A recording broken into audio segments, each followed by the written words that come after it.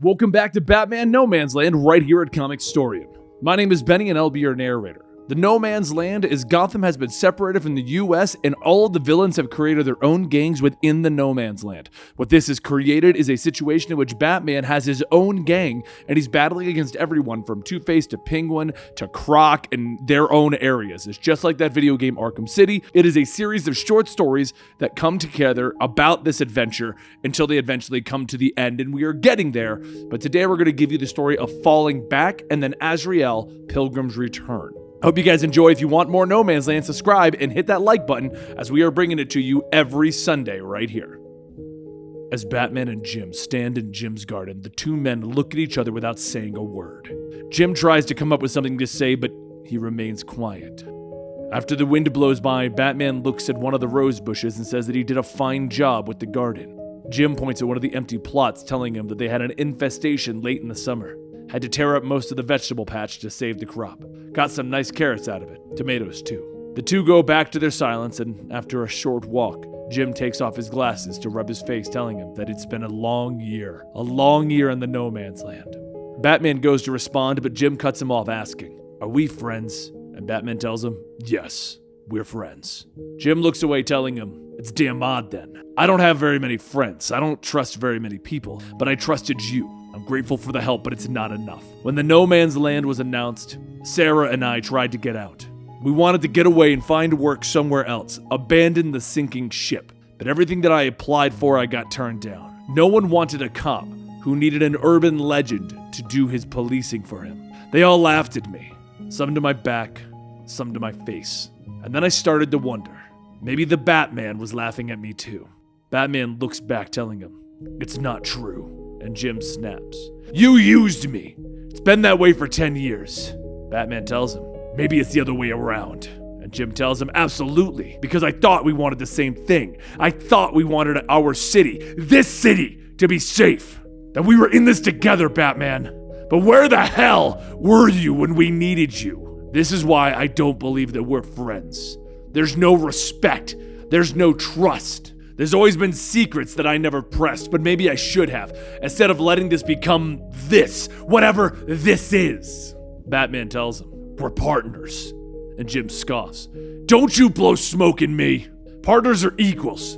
When was I ever treated like an equal with you? Partners, for example, tell each other their plans. They keep them informed. They sure as hell don't walk out in the middle of a damn sentence." Batman quietly stares for a moment, and then he says, "I was never good at saying goodbye. There's no man or woman that I respect more than you, Jim Gordon. You're the best cop that there is. Actions speak louder than words, though." Batman begins to take off his mask, but before seeing Batman's face, Jim tells him, "Put it back on. I need you. I need our partnership. We have to save Gotham. We're so close. So put the damn mask back on. If I wanted to know who you were, I would have discovered it 10 years ago, but that's not the point." Jim waits for a few moments and then turns around, seeing Batman back with his mask on.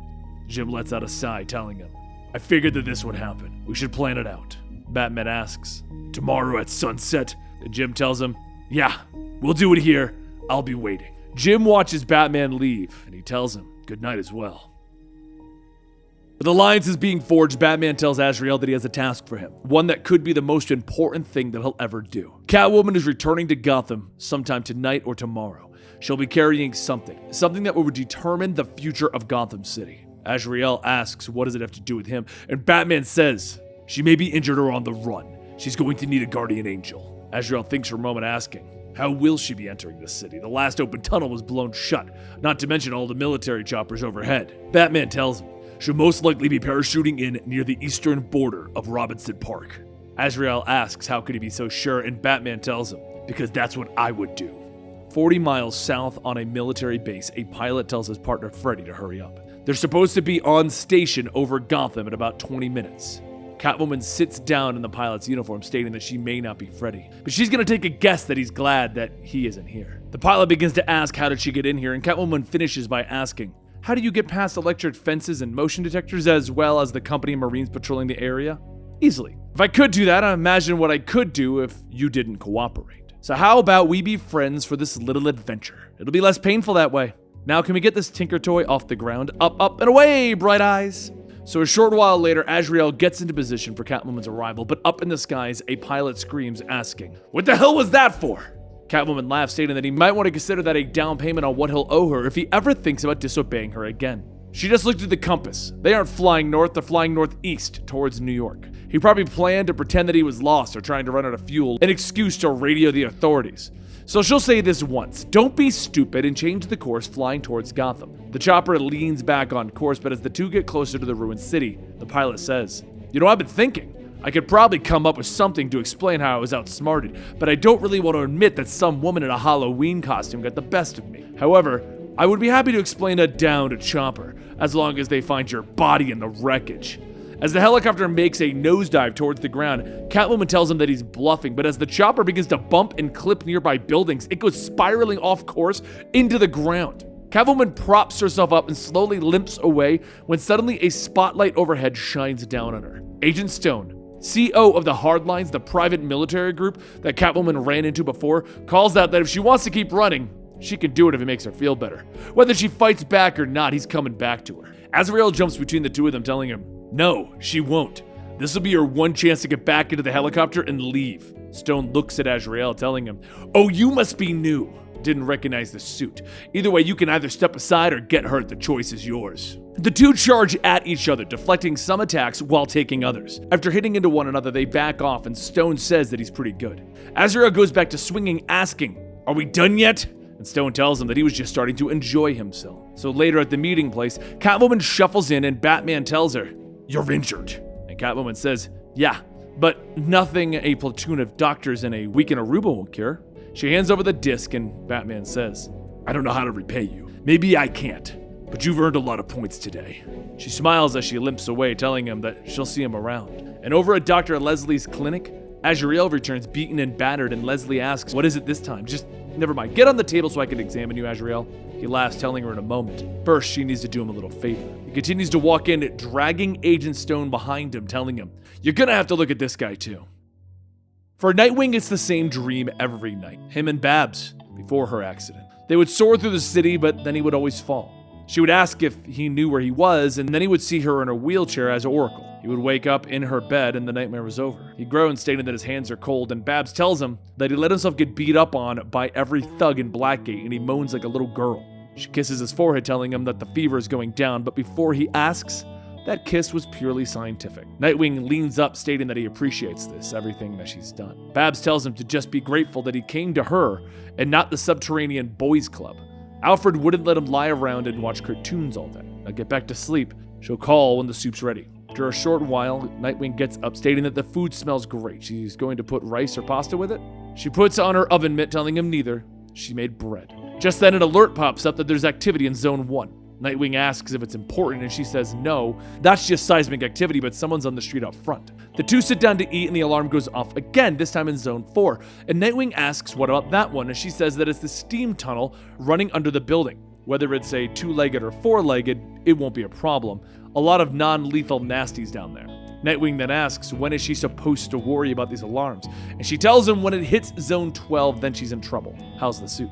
He eats it, stating that he could get used to it, and the two of them begin to talk, and they eat. An angry look comes over Babs' face as she leaves, and Nightwing says that he didn't mean to. He says there's nothing, she just has to check on something. He follows, asking what is it, and she says there's nothing, he just needs to be a good boy and go back and get rest. And Nightwing asks, is it because of the chair? She turns back, telling him that it's more than that. And he says that no, it's not. Tell him. She owes him at least that much. Babs takes a deep breath, telling him that he's right. She does owe him that much. For a long time, she felt that she had coped with the loss of her legs, learned to get over it. But lately, she's been beating herself up over it. She couldn't just get over it. She misses walking, running, turning the bathtub faucet with her toes. She then realized that she's never not going to miss this. There's so many things that she can't do now because of it. So many things that she had to leave behind, including him. He kneels down, stating that it doesn't matter to him. What can he do?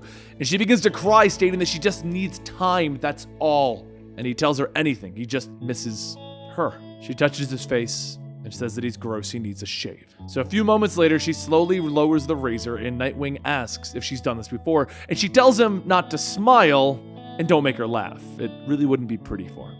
When she finishes, she kisses his cheek, stating that everything seems fine.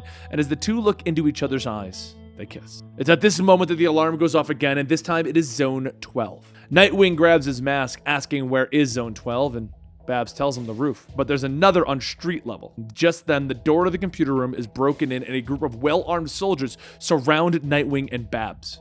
Nightwing says that they are better armed than the usual scavengers, and they're going to need all of it. Petite takes off his helmet, shouting that they're not some street scum, they are the law, and Nightwing tells him, "You stepped way over the line this time.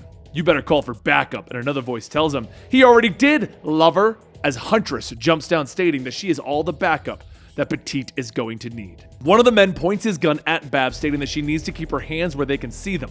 She folds her arms, stating Tyndall, Canseco, Wintergreen. And just then, a flash of light blinds everyone, with Nightwing calling out that that was smart. She tackles one of the men over, stating that he mentioned having his lenses polarized. She hoped that he did. He tackles into Huntress, telling her that he sure did. Looks like Missy here didn't get the upgrade, though.